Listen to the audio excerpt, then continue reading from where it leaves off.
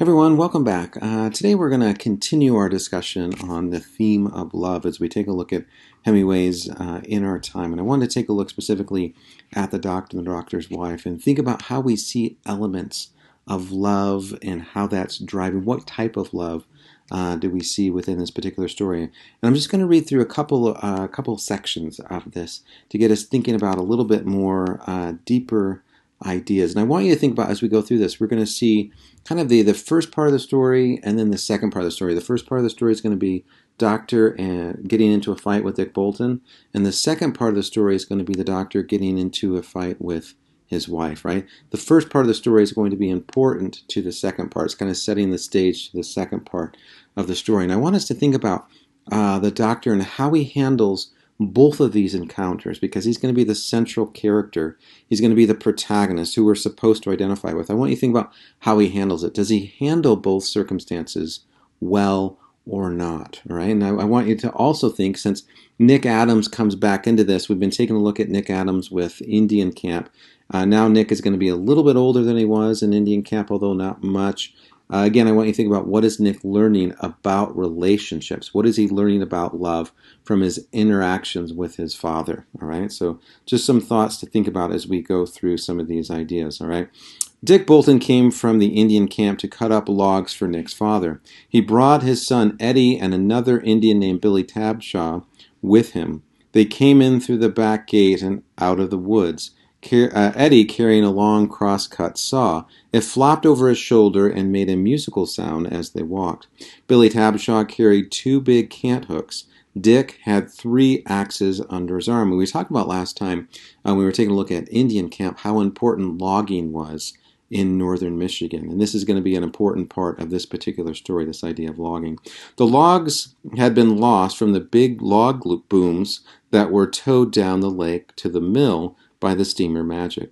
They had drifted up onto the beach, and if nothing were done about them, sooner or later the crew of the Magic would come along the shore in a rowboat, spot the logs, drive an iron spike with a ring on it into the end of each one, and then tow them out into the lake to make a new boom.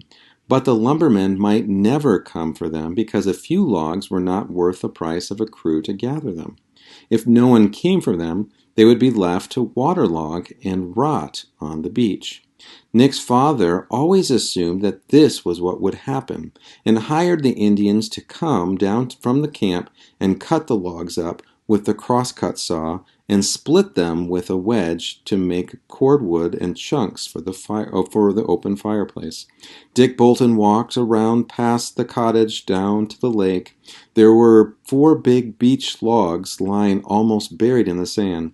Dick was a half-breed, and many of the farmers around the lake believed he was really a white man. He was very lazy, but a great worker once he was started. He took a plug of tobacco out of his pocket, bit off a chew, and spoke in Ojibwe to Eddie and Billy Tabshaw. "Well, Doc," he said, that's a nice lot of timber you've stolen." "Don't talk that way, Dick," the doctor said. "It's driftwood." And I want you to think about whether that's true. Is it driftwood?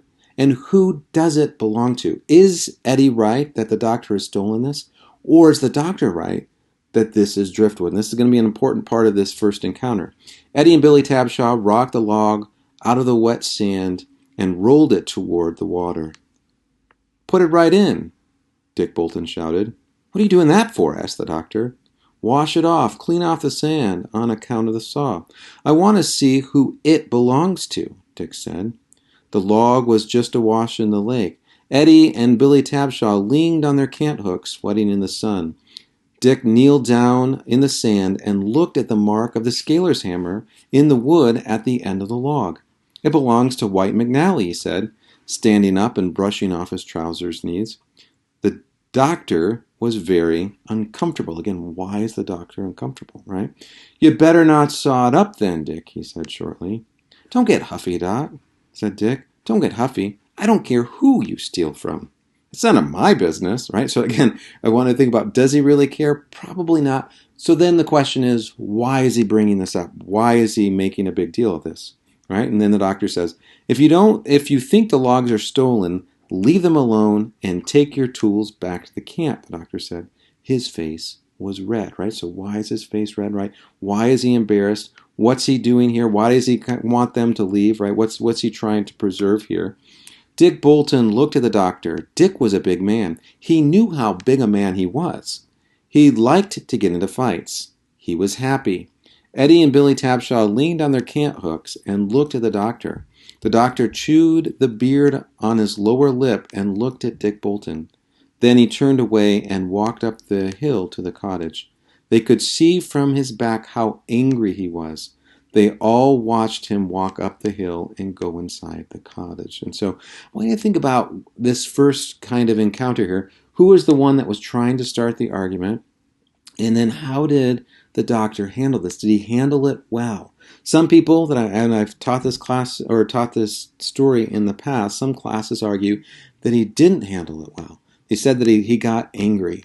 And I want you to think about whether losing, getting upset, getting angry, getting embarrassed is necessarily a character flaw, or is it just reveal that he is human, right? Does it diminish him in any way, or does it increase our ability to identify with him? That's something I want you to think about. In the cottage, the doctor, sitting on the bed in his room, saw a pile of medical journals on the floor by the bureau.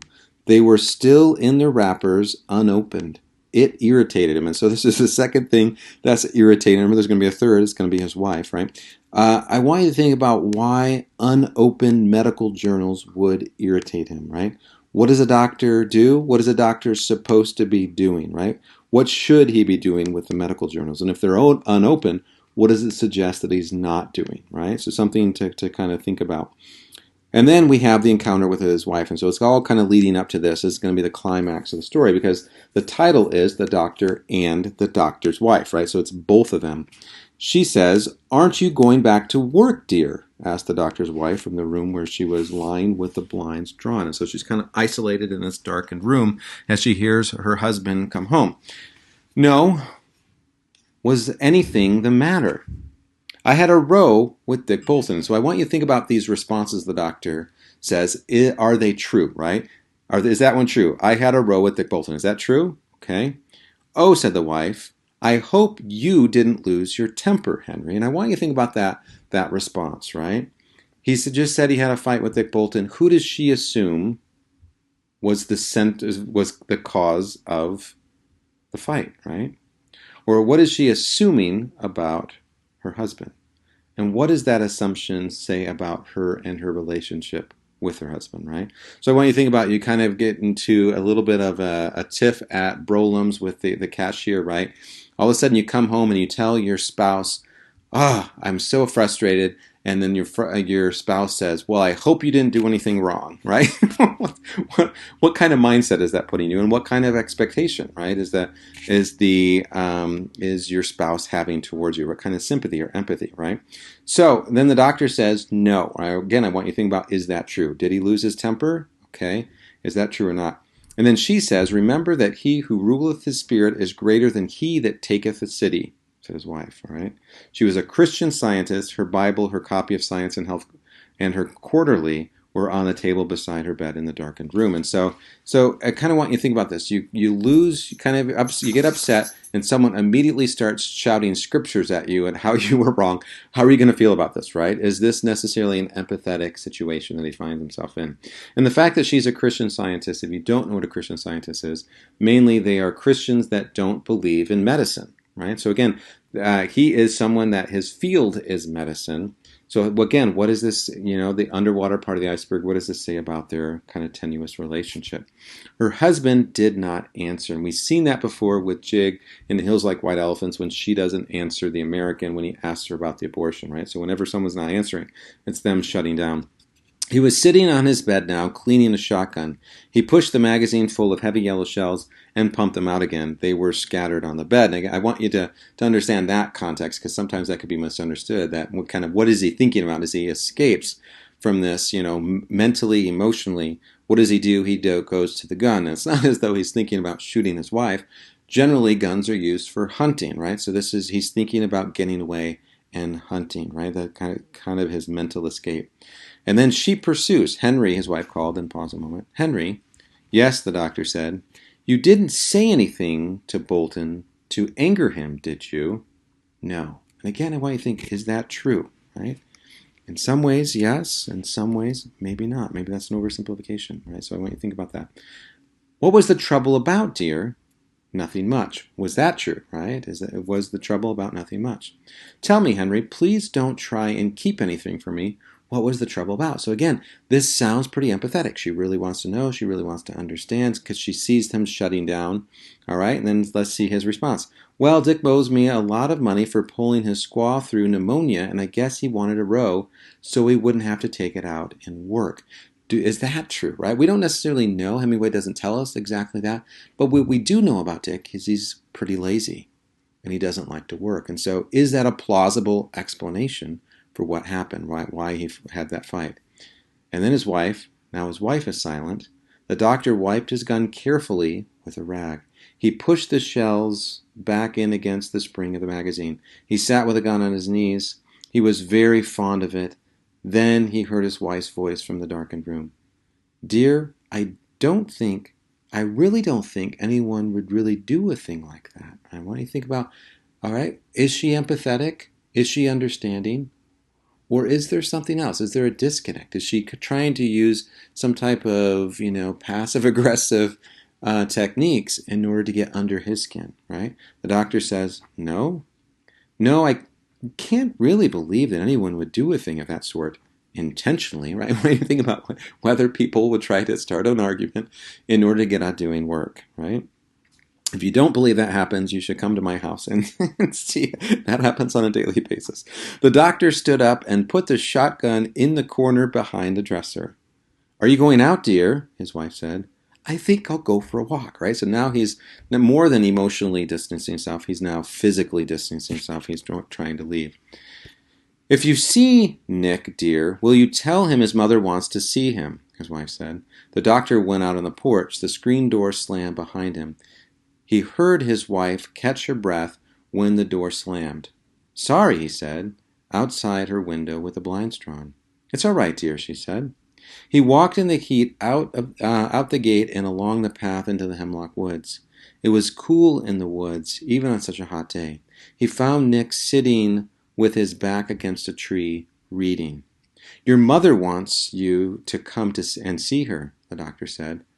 I want to go with you. And I think that shows kind of some interesting dynamics within the Addams family, that Nick has this close association with his father and not his mother, right? And so there's something a little bit off within them. And I want you to think about Nick is, some people argue that Nick may have been present for the first argument with Dick, and he's might have even heard the second argument between the doctor and his doctor's wife. So I want you to think, what is Nick learning about this? How do you handle problems? How do you handle conflict? How do you handle relationships? His father looked down at him. All right, come on then, his father said. Give me the book. I'll put it in my pocket. I know where there's black squirrels, Daddy, Nick said. All right, his father said. Let's go there. And so as we take a look at this idea of love, right, that's kind of the theme, this first theme that we're going to be taking a look at this week. How does Hemingway define love, right? How does he define this idea of human relationships? How does he define the idea of marriage, right? So what we see within the pop culture songs that we see, that we kind of read through, is more of an idea of lust, more of an idea of a crush, right? Kind of these tingly feelings. What we see with Hemingway is he's getting into the nitty-gritty of what are relationships like on a day-to-day basis. What is it like when you're not necessarily connecting emotionally? What is it like when you're not really connecting psychologically, right? So what are some of the disconnects, and how do we see those problems manifest within families and with with other human beings? How do we see that complexity? And so what we see within his representation here is love is complicated, right? It's not just this kind of tingly feeling that we get right at first, right? And then it's just as though this kind of tingly feeling is going to last forever, right? Because generally after the honeymoon's over, you have to deal with life, right? How do you deal with life on a day-to-day basis? He's kind of getting us to understand some of the deeper elements of love and human relationships. And we'll continue this as we see within the next couple of stories.